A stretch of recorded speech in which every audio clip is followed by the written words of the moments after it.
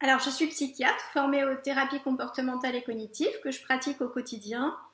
Et j'ai eu la chance d'être formée à la thérapie cognitive processuelle par Anne-Françoise Chaperon en octobre 2019.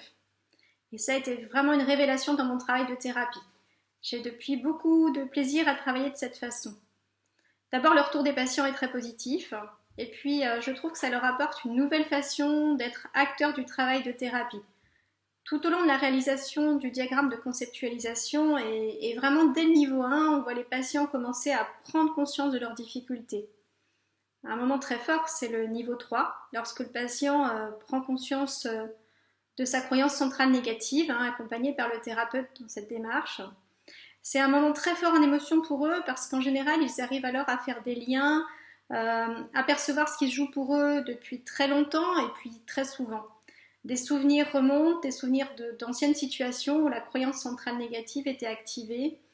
Et là, on sait, quand les patients commencent à évoquer tous ces souvenirs, que le travail est vraiment dans la bonne direction. La grande nouveauté pour moi en tant que thérapeute, c'est le moment du procès. C'est un moment vraiment très fort pour le patient et pour le thérapeute. Et j'ai vraiment été très impressionnée dès les premiers procès que j'ai mis en place. Les patients s'approprient vraiment bien les différents rôles et sont eux-mêmes extrêmement étonnés après coup de tout ce qu'ils ont réussi à dire. Et ça a eu aussi une action très renforçante pour eux.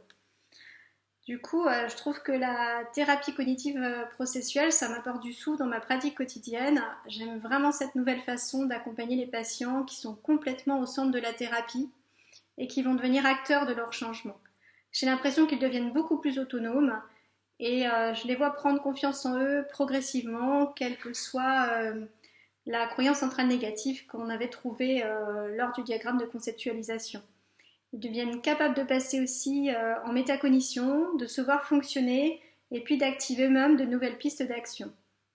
Du coup, en conclusion, je suis ravie d'avoir fait cette formation avec Anne-Françoise Chaperon, que je complète avec plaisir par des supervisions avec elle. Et j'ai vraiment hâte de pouvoir passer à la formation du niveau 2.